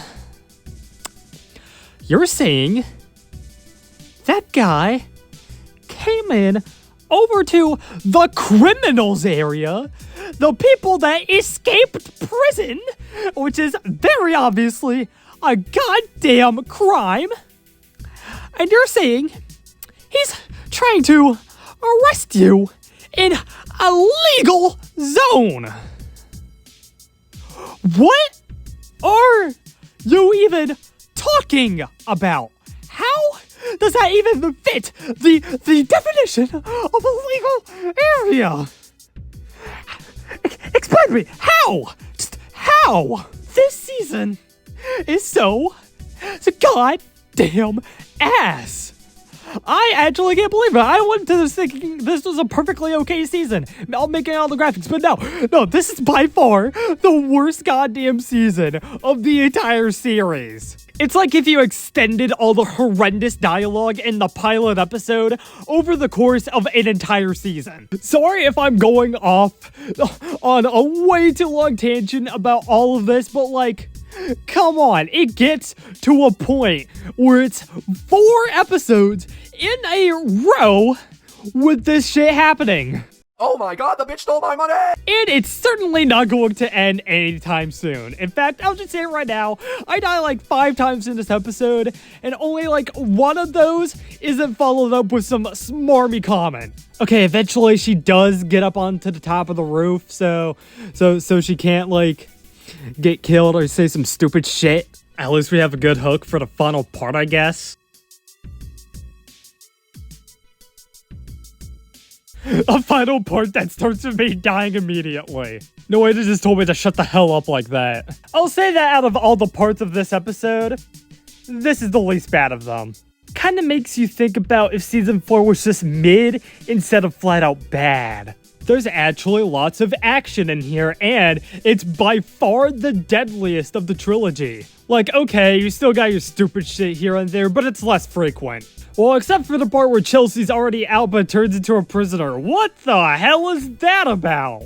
Yeah, cool, just put yourself back in square one for no goddamn reason. Still would have seen this guy telling someone to go to hell. Even though earlier I said the Rec Room prison episodes weren't all that great either, I can admit they still have somewhat more of a goal than these, because at least in those, she escapes like 17 times per episode. At least I attempt to be a little funny with my bullshit. Just impressed at how the carbon copy of what this season wanted to be ended up actually being better than this. Although, none of the episodes in season 6 have me farting out a taco. I have a feeling this guy would really like to be in a season finale or 2. Isn't that wild? The same guy playing 2 different versions of the same guy? I just want to move out of this 3-parter already. So there's like 42 standard kills this episode, 38 that aren't me, and 4 that are me. And in terms of what I ended up forgetting back in 2022, I also died 4 additional times. She makes her final escape with the trilogy and says that she's got to run away before they catch her. No, they catch her in between episodes. Episode 6. The only episode with the director's cut. I'm not comfortable talking about this episode, man. Wait, no. You're telling me this kind of dialogue is in season 4? Oh my god. Oh, whatever. I've already gone through all of that shit in seasons 2 and 3. But the one thing that makes this episode painful to talk about isn't all that. It's in the second half. Oh yeah, this episode also features people from deleted episodes, but that's not really the point. This is the point. It's all that happens in the second half of the episode where I just get really like touchy about it because it's dealing with like a lot of extremes. I do have to commend this episode for being one of the episodes before season 6 that actually tries to touch on stuff like this. I actually go against all the other stuff instead of just the gay stuff, so that's good. But by extension, from the 2 names we see in this episode, this is definitely the most racist Roblox episode of the show. Because at this point, it should be abundantly clear that I'm the whitest person on the goddamn planet, so it's not really my place to talk about shit like this, you know? I am not the correct person to be talking about, like, all the stuff in this goddamn episode. What I can talk about is the other very uncomfortable part of the episode that comes with the homophobic part.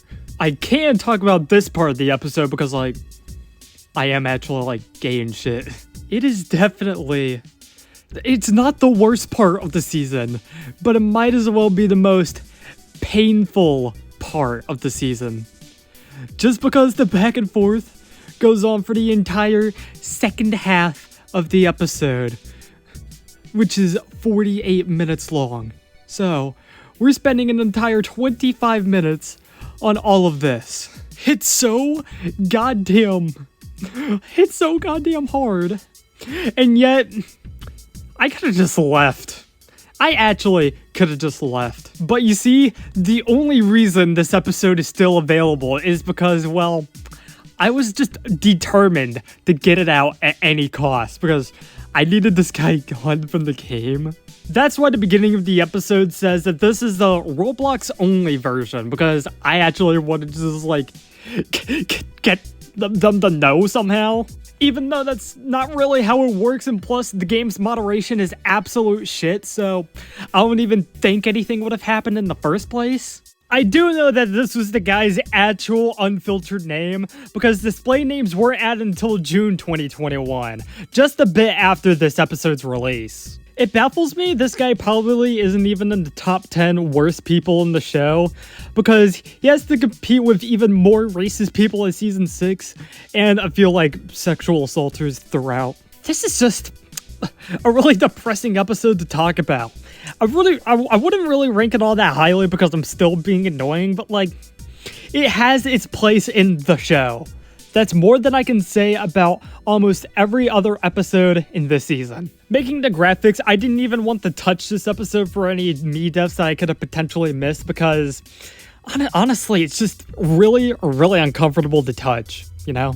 Here's all the people that died in this episode. Goddamn, we really need to take a break. That's actually exactly what I wanted. Good job, Season 4. This episode's thumbnail states that the thumbnail is autobiographical. It's actually true. Here's the evidence. Okay. Wow. This episode is by far from the greatest thing in the entire world, but at this point in the season, it's what we needed. We needed some filler because the rest of this is genuinely awful. Hell, I'll say it. This filler episode is actually the best episode of the season. The best episode of the season is the filler episode that's not even near a prison at all. That might actually be embarrassing. If this trail was in a prison episode, there would have gone tungsten, I don't know. It's actually a decent little episode in a season that is mostly filled with the worst of the show. So hats off to Grunt for mimicking Unbeatable, and for Oh So Clear Filler for being the oh so clear best of the season. Oh shit, I've actually kept this intro format for years at this point. That's nice. Anyways, out of all the episodes in the show at this point, this is by far the longest one, lasting an hour and 40 minutes. As I was talking about in the last season finale, we have another Blood Moon episode, and this is that episode, at least for like the first half of it. And that first half is actually pretty damn good. I won't say this is the best episode of the season because, well, we have a prison part coming up, but damn, I have to give my props to Season 4 for a tiny bit. Towards the start of the Blood Moon, it's pretty goddamn barren as there's only 3 people in the city. As promised, a very easy fight. This right here starts the longest ever kill streak I'll ever have in the entire series. Someone else joins in and she gets some very easy kills off of him. And also seemingly everyone else that joins as well. Good goddamn, this is just a massacre at this point. The night ends and a few people are still trying to fight, so she puts an end to it. She increases her kill streak level again before getting this wonderful shit to happen. Also, I will say it's around this point where I finally learned, oh shit, that's just a normal person, so we're gonna be free from that shit the rest of the entire series. A guy invites her to an axe fight, but instead she brings out a gun. Dude, imagine what would have happened if PewDiePie ended my goddamn kill streak. But he didn't, so now I'm being followed around by Red. And also people with red text above their heads. This guy starts a coalition of kickers that get on the line and follow him. However, Chelsea doesn't have enough time, so now she's gonna go kill some more people. But eventually, the blood moon strikes again. And unlike last time, she's actually gonna be in a team that's gonna not kill her. However, a few more kills before the night begins can't hurt. Cheese. Double O's goal here is to stay in this house until the blood moon begins. Then they can start striking. And also for a heart attack to start striking this guy's body. Chelsea starts questioning the device she got the kill streak on, but now it's time. The blood moon's second reckoning has begun. Now, finally, it's time. She gets this guy flung by a car before shooting him, bringing her into yellow territory. That's when her own game starts lagging, and that's not usually the best sign, but she's still able to get a few more licks in. And with one final guy, she's finally made it to 25 in a row, earning herself the badge. Hell, she is so happy about it that she doesn't even get mad when she dies. She's actually happy that she's dead because, like, dude, I would be too if I got 25 kills in a row like that. So, it's actually pretty cathartic to see her not get, like, horrendously mad after getting killed. However, to keep up traditions, she still has to get a few more kills after that. She gets herself back up to 5 kills in a row before deciding, you know what, it's about time for me to go to prison. So now it's time for me to count all 53 kills that happened across this first half, 42 of which were in that kill streak. For some reason, when she arrives to prison, she's a cop, which I don't really get. She just killed like 30 plus people. But then again, the cops usually roll like that. After someone else predicts gooning would be a thing, yeah, this is where the episode goes downhill extremely fast. The only reason this isn't the best episode this season is because of the second half in the prison, because, my god, it reminds me why I hate this season so goddamn much. It is actually insufferable, and I guess I hate it here more because it attaches itself like a parasite to what was otherwise building up to be the season's best. Hell, an actual good episode for once.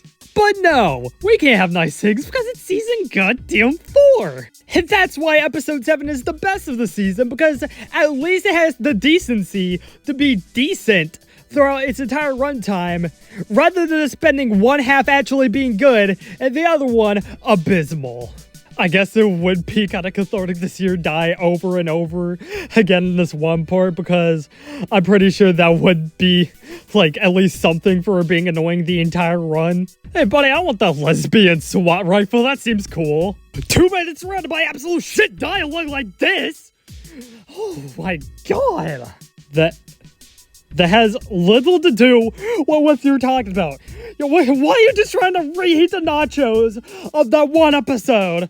That wasn't even very good in the first place, but hey, at least you wanted to point out everything wrong with that guy in this one, instead of cherry picking like this. God damn! This season makes me want to kill myself. Your final challenge is to stop me from killing myself. Then she switches to being a prisoner, and like, you get the joke by now. Oh my god. Very worrying that this gets to be the longest episode of the entire series until season 7. Shit should have just been 2 separate episodes, because at least the first half is way more than good enough to warrant being an entirely separate episode. And hey, at least that would mean the season has 1 good episode. But that other episode wouldn't have the lesbian SWAT rifle in it. Dude, I'm telling you right now, spray paint that shit lesbian, and then yeah, that's the hardest shit of all time. Damn, that is pretty good! After that, she starts the most annoying thing in this entire goddamn episode, Inmate National News, where she only uses it to be an asshole. I mean, like, except for this one occasion, but that's not really saying all that much. Also, notice how I'm doing absolutely nothing about the chat this episode. I don't know. Supporting everybody until it's not personally offending you. My god, yeah, I've already said it so many times, but I just need to hammer it home. This episode is being sunk so hard by this shit. It's kind of infuriating that this gets to be the longest and deadliest episode of the season by a mile. That's because the second half gets to add a whopping 127 to our list. And that's not even considering all the additional times I died in this episode. Because when we add those, we have an additional 15 for the episode, bringing its total count up to 195. That means this one specific episode has one more kill than the entirety of next season. When it's probably a bit worse than the entirety of next season as well. God, this is such a conflicting episode for me because on the one hand, the first half is pretty good, but on the other hand, the second half is so bad. It is the most divided episode in the entire series. It's just baffling that it came out this way, but Chelsea actually escapes prison, which is more than I can say about episode 9. Hey, at least this one didn't try to scam me out of $21 goddamn dollars. I'll say it, like, at least in the first minute she tries to get somewhere with escaping, but at the same time, she goes nowhere. And maybe a bit of that is because she gets shot by, like, the people that should be helping her escape. I don't know. We have so little left of this season at this point. 16 kills. I think like 2 of those were me. I think I don't care. But also, let us not forget that I died 2 additional times this episode for the last missing Chelseas. Also, here's the kicker. That's just how that episode goddamn ends. I'm only out of the prison for like 20 seconds, and even then, I don't even step outside of the prison walls. I just go back inside. This is just blatant clickbait. In a plan, Chelsea starts her plan to get out of prison once and for all. So she goes over there to it and... Wait. This is footage from a different episode? Oh. Yeah. A plan is the shortest episode of the entire series, lasting only 43 seconds. Something tells me I really needed to get this season to 11 episodes, whether it was necessary or not. Now we're actually in next episode. Quick remake. A quick remake of the original season finale that lasted 51 minutes. So now it feels like the season just ends out of nowhere. And of course, we have to end the season with me being an obnoxious piece of shit. Hey, at least I know that with this episode, I can finally shut the hell up. Because what do you mean false? You literally just killed 2 people. But at least with a little quick remake here and it's no watermark, I actually get out of prison. Sure, I reset to make sure the cops don't catch me, but yeah, I'm out. Also, 6 people die in this episode, none of which were me, surprisingly, making this the only episode of the season with a kill count where I don't die at all. But we're not quite done with the season just yet, because we need to hop over to the Season 4 compilation. In that compilation's credits, it's confirmed that I killed 47 people in Memeville, 39 of which were from this insane pile-up. Since almost everything else about this season is pretty lame, it's what I awarded the Amethyst Flamethrower to in my 2022 parody on this season. And with that, we have officially covered half the seasons of the Roblox Ragdoll show right now. I'll use this time to bring up the 2 Roblox Ragdoll show specials that came out in 2025. Elevator Regret, which runs 92 minutes, and The Special of All Time, which runs a whopping 240. Both of these aren't really considered episodes of the show, and I don't even know if they're canon or not. To me, they're what the Roblox Ragdoll movie would have been if it actually released. If you're wondering what that would have been, it would have been the true series finale to the Roblox Ragdoll show back when Alone Soul didn't exist. It would have followed me reviving Braxton from hell as we went on an adventure to do, something. I don't actually remember what it is. I even had a fully fleshed out villain for this thing, Okor, a hacker that would have secretly went down to hell in order to absorb Adolf Hitler's soul. However, just a few weeks before Alone Soul released, I had to scrap it due to, extremely complicated real-life reasons, to say the absolute least. I did start to plan out a few scenes and even recorded 20 minutes of it, but the full movie itself will never see the light of day. Back to both of those specials. I'm not going to cover them as part of this parody, and instead, sometime in the future, I'll have them as 2 separate parodies. Anyways, with that brief intermission over, we can move on to Season 5, which is thankfully way better, but also the most forgettable season to me. Looks like we're doing this intro again. Like one of the guys is just a car. Jumping into the season, it's basically just a full Deadville season. Entire season in Deadville. What that means is body's just littering every square foot of the season. Hey, wait, you already covered this as a movie, so why not just say movie? Shut up. Also, since I was able to revisit this in Season 8 last year, I want to see how it's doing. I think we should kill David. On the spectrum of season premieres, I mean, I guess it ranks highest, but only by default, as for only being 7 minutes and not really that noteworthy. Listen, man, I only needed to put some sort of episode out to start a season with. And in this episode's defense, you can certainly do a whole lot worse. But we still need a tally, so Patrick, how many people should I count? 24. Certainly noted. Also, fun fact, this entire season was originally supposed to take place in Memeville. However, when I went to film, I realized that I was banned from the game. I wonder why. This is also touched upon in the Season 4 compilation, where it's explained that I ran through the train tunnels until I reached Deadville. Episode 2 is a real outlier when it comes to the first 5 episodes of the season. Combined, these 5 episodes are only 38 minutes long, but this episode takes up more than a third of that total length. And at a total length of only 90 to 92 minutes, this is by far the shortest season of the show. This fat guy needs to move. How does he even get around the school properly? At the supply shack, we see Ronaldo try to supply some people with some lemonade-style piss. Or not. Chelsea then gets a new shirt, showing everyone her sick-ass car. Okay, Chelsea, I just gotta ask. Why are you essentially boy-moding your way through seasons 4 and 5 of this? I don't get it. How are those people in season 4 supposed to figure that out? Oh great, now you're watching... Wait, what is that? Munchies. Yo, dude, this is a pretty fucking chill manager. Then Creeper Gamer holds her up at gunpoint for a minute and a half before killing himself. It's probably the worst best kill of any season, but it's still pretty goddamn funny. After that, she somehow gets the idea to go down to this bunker and through this crack in the wall. It leads her to Black Mesa, an underground lab in the game that's just used for its lore. Does the lore involve burning down like, I don't know, 50 fucking people? I don't know how the people in this city manage the fact that they have a penis bay and the fact that a city burnt down like right at their doorstep.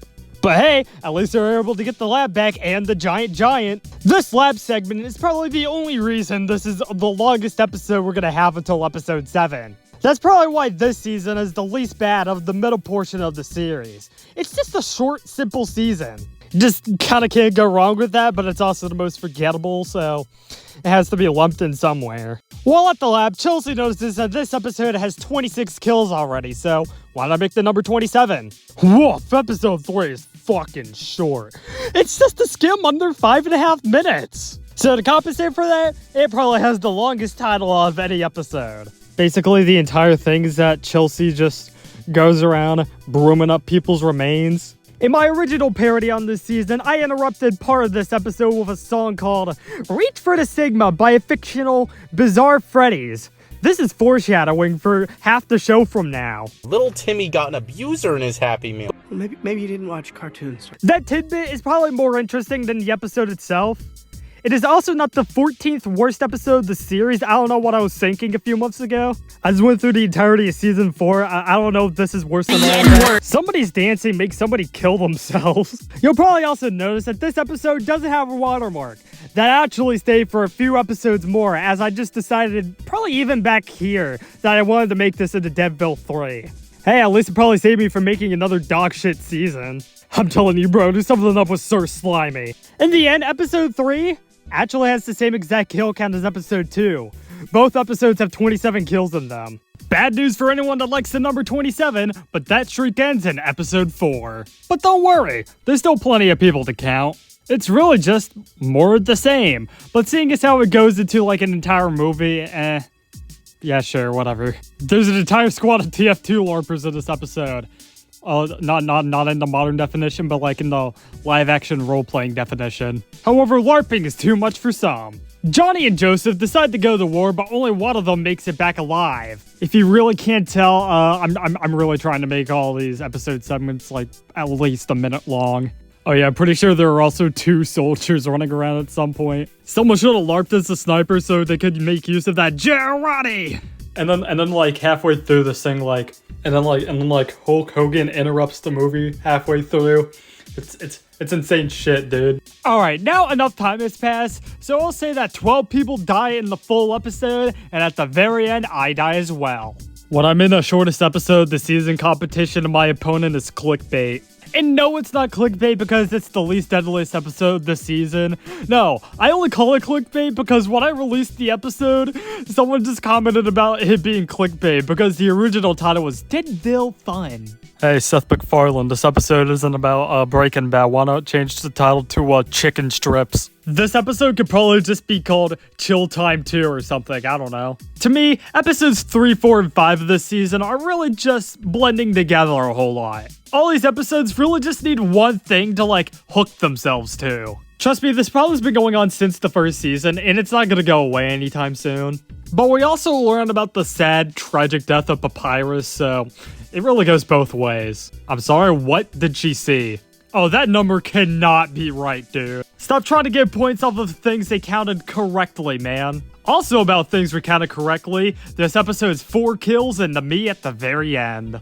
Going into the final 3 episodes of the season, the episodes get longer and longer with each one, which is really nice to see. The episode starts off pretty normally until you realize that a lot of people are being run over by the cars. Thankfully, at the scene of the crime, we have Detective Scruff. Detective and Bloodstealer Scruff. Detective Bloodstealer and Dead Guy Scruff. Detective Bloodstealer, Dead Guy, and Golden Guy Scruff. Wait, I don't think that's Scruff. The first half of the episode is pretty normal per season 5 standards, just more of the same. I hope more of the same includes Chelsea watching some more Ted. I don't think that happens in Ted. The episode gets a little wacky when a naked golden guy walks into the street and survives a car. And with that car, he just kills everybody on the sidewalk. Oh my god, and he does it so many times as well, it's great. Also great for my wallet, if you know what I mean. Hell, I'd say with an episode like this, we're getting just a tiny bit more back on track. We're not quite at the gems yet, but boy are we close. In the end, this is the deadliest episode of season 5, killing off 45 people. I can't believe I'm saying this, but a 17-minute long episode really makes this start to feel like a normal season. For 5 years, this is the longest episode of the entire series to not have a watermark on it, which is pretty ridiculous. One thing about this episode is that Chelsea spices up her appearance throughout. She's not quite at the point of expressing her feminine side just yet, but we're getting there soon. After all that chaos, she winds down in the house and starts watching some TV. Get that indicator off the screen. Chelsea can't even get the peace of watching TV because she has Vector over here coming to talk to her about her car's extended warranty. Yeah, didn't think those 5 hours through properly, butthead. You know, I kind of wish I still had access to the Bloxy Cola ad I made for the Deadville 1 parody. Like, hell, I'm trying my best to conserve my sword space for this very episode. Okay, I kind of forgot to mention she's just there watching TV for a while. And even then, she can't escape nerds like this. She stops watching her daily dose of Family Guy in order to actually get a paycheck. With her hefty sum of money, she goes into the clothing store to yell at the workers. How many times do I have to tell you this, Jeremy? You are not a clothing employee. I don't want you to be a clothing employee, and I will never want you to be a clothing employee. I don't even want you around me. I don't want you living in my city limits. I will never want you around me, and I will never want you living in my... Hello? The 15th of May! Yup. We've made it to the dip flip episode. Toriel is right there. You see, this is what happens when you retaliate about us calling you slurs. Dude, oh my god, the last guest is in this episode. She was a bitch anyway. What was that? And then after that small part, he just goes away for the rest of the series. Oh wait, that's because he's permanently killed off in Untitled Meme Show episode 8. However, as should be pretty clear, that doesn't count towards the purposes of our list. If you're asking about this scene, no, that's Pid. In fact, I think this guy gets ran over right here. Oh my god, this is the blueprint for that goddamn game. But eventually, he actually does fully disappear, so now the episode can return to normal. I mean, not entirely to normal, because she just searches up what to do if Ketchup is chasing you, but, like, it's the closest. Seeing Pickle Man behind the Dead Burger reminds me that, for a while, this will be the last Deadville episode of the show. As I said at the beginning of the season, we will return in Season 8, but that is a long ways away, especially considering the length of Season 7. So to sign off on Deadville for now, we kill off 42 people before I kill myself, bringing the total to 43. We're not actually done with Season 5 just yet, as we have to get into the season finale, which is the longest episode of the season, running 24.5 minutes. And what do we get in those 24.5 minutes? Filler. This is the only episode in the entire series where we learn that somebody dropkicked a child. This is the actual chill time of the season. It's the only episode that doesn't have any kills within, well, the actual episode upload anyways. When I added actual credits to the season in Deadville 3, it added an additional 10 kills to the season. I didn't really know where to put all of these, so for simplicity's sake, we're going to be including these as part of episode 8's count. Hey guys, now she's got a spray bottle, so now you can get all wet. And if you want to get even wetter, we could take a group shower. Yeah, but I don't like these guys. Oh, now we're talking. Everyone then gets their separate books, so Chelsea starts reading the Nut Book. And then she does more foreshadowing. Can we stop foreshadowing that goddamn episode already? Oh, Chelsea, I don't think having a book with that name is particularly the best idea. Or you're not into chili dogs. Then she starts taking a shit. Only in this show at this specific time can you have dialogue like this. But it's much more bearable than the dialogue in Season 4, so I don't really mind. I'm just happy to know the season ends on a good note. Season 6 is like stepping into the gates of hell. Let's find out exactly why. I always thought I might be bad, now I'm sure that